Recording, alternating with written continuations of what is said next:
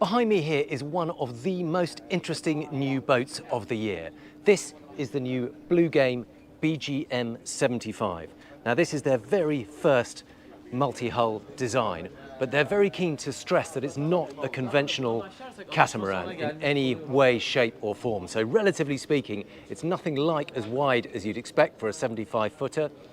And you can see that underneath it's almost a trimaran design. That central hull doesn't touch the water, it's just there to split the waves. And that's because you can see there's a really deep bridge deck joining the two hulls. And that's to create space inside for more internal volume.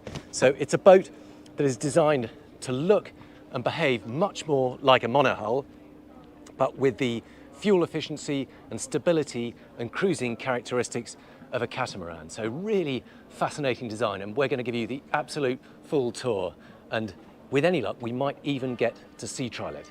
Now, first thing to notice is that alongside these hulls they've actually got sort of whited out windows. You can see it's got a printed white surface just to maintain those very sleek looks. They really wanted a dynamic look.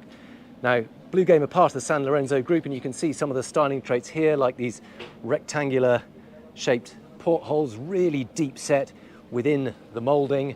It just gives a sense of feeling of strength and solidity to the whole thing. Now they are really very tall, these hulls. You can see behind me here what kind of height they are above the pontoon.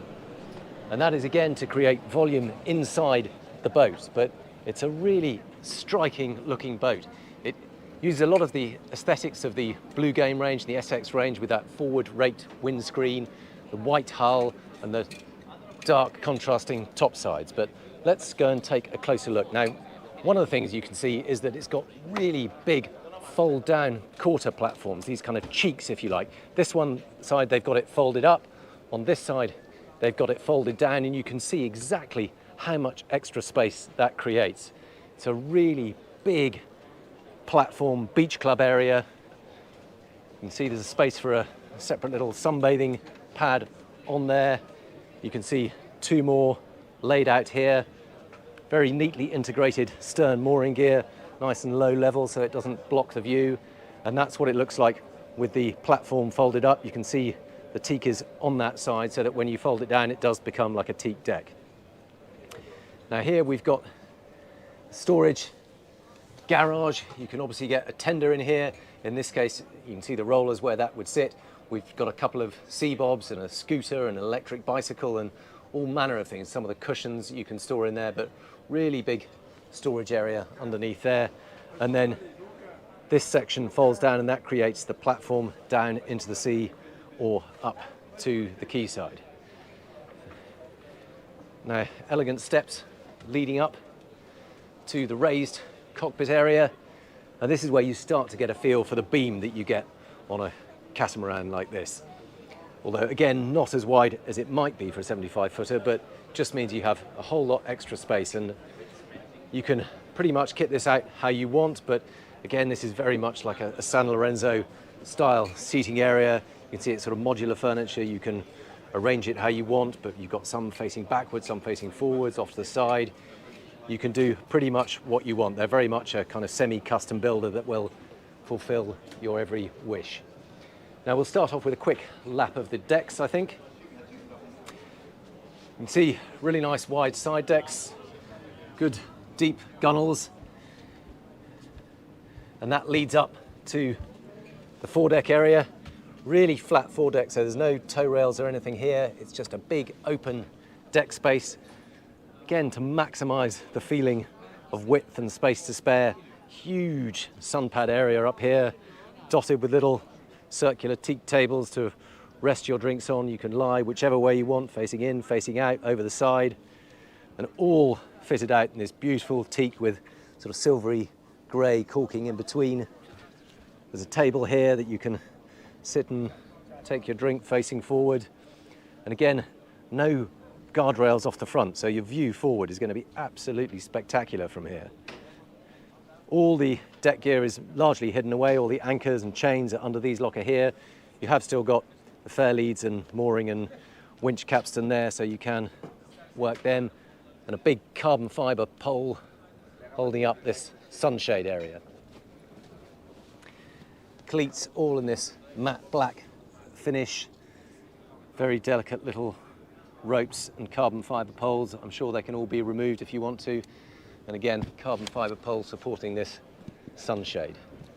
Now, forward raked windscreen, that's very much part of the whole Bluegame San Lorenzo SX style styling themes. Deck lockers underneath here. And then come back round to the cockpit area. So let's go and have a quick look up at the flybridge. Very elegant, curving stainless steel staircase with minimalist thin steps. Really beautifully done, very nice and elegant. Doesn't take up too much space and is a styling feature in itself, as well as access up to the top deck. There's a few people up here, so forgive me, we'll try and work our way around. But this is a lovely, elegant area too. We've got full walk around all the way, got this kind of Portuguese bridge effect, glass balustrade all the way around so it doesn't interrupt the view, and then these triple leaning posts at the helm station. That's that big sailing style teak wheel, beautifully done with the Bluegame logo. Triple Garmin screens. I believe these are the brand new Garmin screens. We'll take a little bit of a look about them, hopefully separately, but that is quite a fine looking helm station.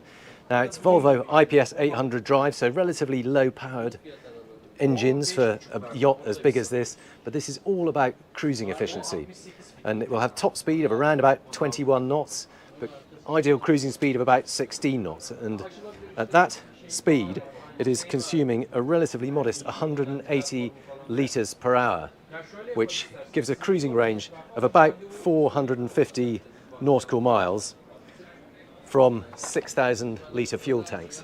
So it's all about comfortable cruising. You obviously get a nice stable ride with a catamaran design, and it's efficient. You can go at any speed you want. From 8 knots, you get massive range.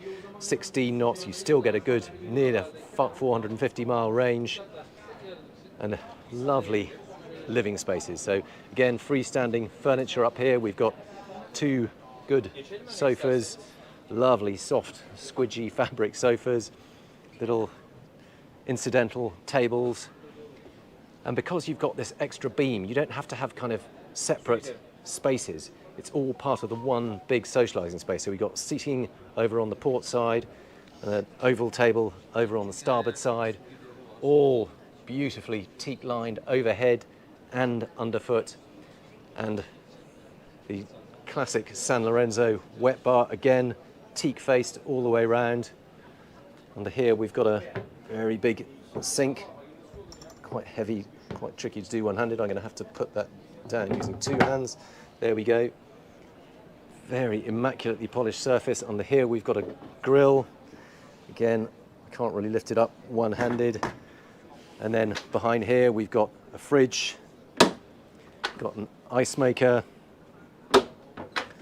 lots of storage, but all beautifully finished with teak fronted, fluted facades. You can see it's also vented for the fridges and so on. And then working our way back, minimal intrusion from these hardtop supports, keeps the view as open and uninterrupted as possible. And then a sunbathing area overlooking the stern, stainless steel rails rather than the glass balustrade, but you still get pretty much uninterrupted views. And look at this kind of space frame style furniture. It's all very Italian designer elegance, and it means you can choose what furniture you want. You could have a completely different setup. You could have teak lounges if you wanted to, freestanding tables everywhere. But let's go down and have a look inside, because there's some magical thinking going on inside too. So here is the saloon area, and again, what you do find with really big catamarans is that sometimes you get a little bit lost in the saloon. They're almost trying to fill the space, but this is a really nice balance. It's beamy, but not massively beamy. So you've got space to spare, but you don't feel like you're sort of slightly lost and trying to fill the space with unnecessary bars or random seating areas. You're not so far apart that you can't talk to someone sitting on the other side of the saloon. But there's so much floor space around. Again, very elegant freestanding furniture. Thick sort of artisanal carpet. Little bar area on this side. Love that beautiful curved door on that. There's a fridge behind there. Can't quite get my fingers on that one, just a bit more storage. But beautifully done piece of furniture, light fittings. And then this is a rather cool little informal space too, with these rattan style chairs. You can see there is access out to the side deck through here. It's just a lock and unlock. So it's a push open door, but you've got an electric lock if you want to. There we go. See that swings open like that, giving easy access to the side deck if you want it. And then it sucks it in shut and locks it nice and securely when you want to seal it. Now, one of the things you'll notice is that there isn't really a proper helm station down here. What they have got instead is a small little area dedicated to helming. If you want to, if the weather is not good enough for you to sit up top, you can drive the boat from down here using the joystick. It's a very elegant little pop-up screen. Got the twin thrusters there, engine controls, all the access systems. So it's almost like a little minimalist helm station, just in case you want to drive it down here. But the space is given over instead to a lovely dining area on this side. And there you can see the benefit of that forward raked window. You've got a lovely view all the way round, and it stays nice and clear. You haven't got a long, narrow kind of postbox style windscreen that you're trying to look through. Let's go forward. Now this leads down to the master cabin and, interestingly, the crew areas. But let's have a look at the master cabin, because this is absolutely mind-blowing. How cool is this space? Absolutely enormous cabin and a really unusual kind of architectural feel to it. You can see how that wall sort of curves round a little bit on the forward leading edge. So it's really unusual, interesting design. The whole feel of the cabin is completely different to anything else I think I've ever been in, actually. Now you can see that the bathroom does form part of the cabin. It has this sort of corrugated glass that means it lets light through, but it's opaque, so it gives you the benefit of privacy without feeling overly exposed. Now these are those white sort of shaded windows that I showed you in the hull earlier on. There is in fact a blind down on these two, so that lifts up and gives you a bit more of a view out if you want to. But the twin sinks, beautiful stone sinks, integrated mirror with lighting in, wonderful shower area. Again, you barely know that's actually even a shower. It just looks like a kind of walk-in space, but if you look up top, you'll see there is in fact a rain shower built into the ceiling, and here you can see that lovely curved shape. So unusual, just has a completely different vibe. And then over on this side, separate toilet and bidet. All have natural light pouring in through those hull windows, but such a cool space. Sort of daybed area over on this side. Very smart. Is that an Eames chair? I never quite know what my designer chairs are called, but that looks extremely comfortable. Freestanding leather armchair. And look at the bed, it's kind of suspended over the floor area here. How neat is that? And look at that beautiful curve on that floor. It's just unlike anything I've ever seen. A little alcove for a bit of art or sculpture. Fabric lined roof, deck head, big TV screen, and this beautiful sort of mahogany coloured flooring.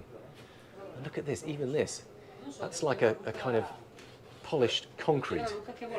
Completely different surfaces and materials used. And then intriguingly, this leads down to the crew area. If we drop down here, there is a day heads over on this side. So all your day guests have easy access to a separate toilet. They don't need to go through any of the cabins. And then up here we've got the crew area. So this is the formal galley. So this is where all the preparation for food gets done and cooked. Very nice and clean, sort of commercial stainless steel finishes. Very practical, lots of natural light over on this side. We've got the cooker, dishwasher, induction hob. I'm guessing this is the big fridges and freezers. Plenty of cooling space. So really well thought out. And then, oh look, we've even got the crew here. Look at this.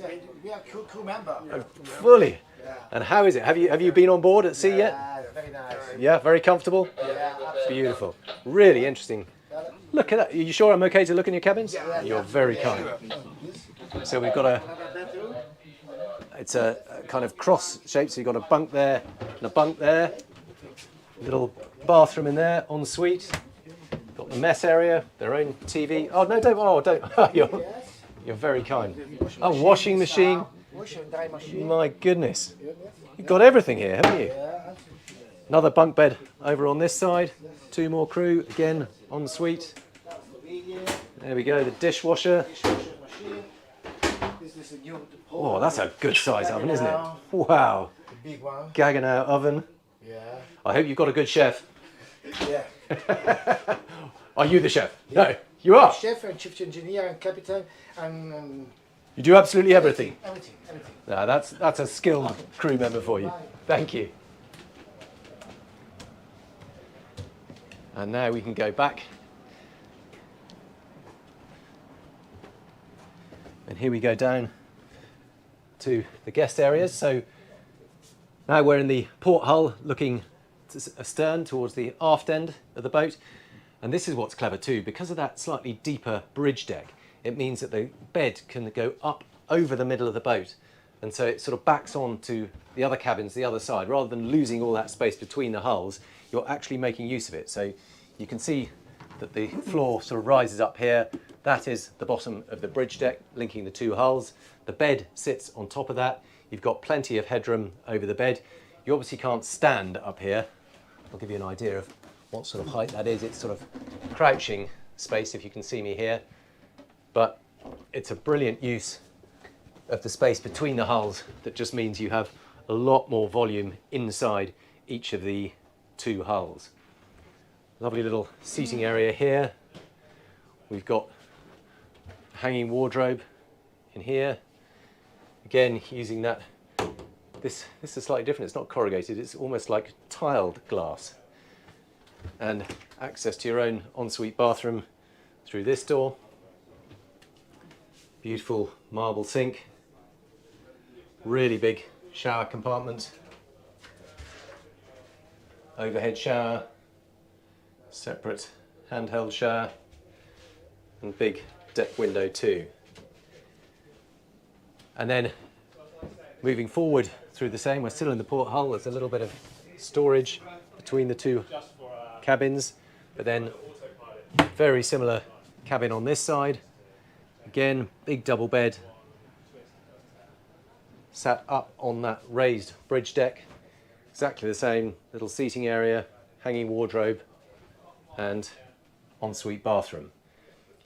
Tiny bit smaller this shower because you can just see the hull starting to curve in a little bit to meet the bows.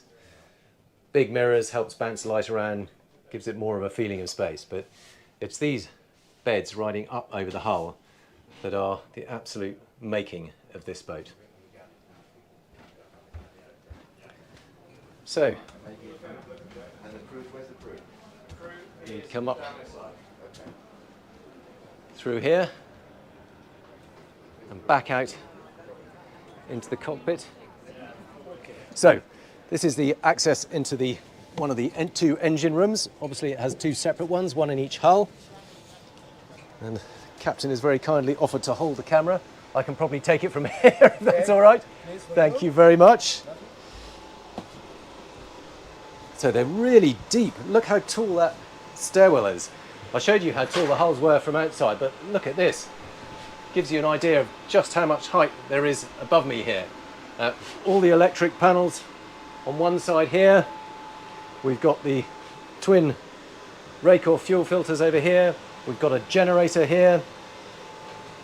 And then the IPS 800 here. See, it's a D8, but so nice and clean down here. Check this out. Absolutely beautifully clean, not a speck of dust anywhere. And you can see it's actually linked to the pods with a short jack shaft. And that's probably just to move the weight a little bit further forward, make sure the centre of gravity is perfectly placed rather than all being at the back end of the boat. Gives it a flatter ride and more efficient running. That looks like we've got hydraulics and cables all the way around there. We've got the exhausts running alongside the engine. And there will be exactly the same over on the other side, but that's an unusually small engine to drive such a big yacht, and that is of course the benefit of that efficient running catamaran hull. Let's wrap this up chilling out on the beach club sun pad of the BGM75. Now, prices for this yacht, by the time you kit it out, going to be around about €6.5 million ex taxes. So that puts it in the same kind of league as a sort of 85-foot monohull, which is very much what it feels like. This has at least as much space. And one of the things to know is that as well as the 3-cabin layout on this boat, you can have it with 4 guest cabins. And if that's the case, you put the galley up in the saloon and then you get an extra guest cabin in that starboard bow. Now, I think this has been an absolutely fascinating yacht with some really interesting ideas, a lot of real estate, a lot of cruising efficiency, but don't take my word for it. Let me know what you think in the comments below. I would be fascinated to see them. So thank you very much for watching.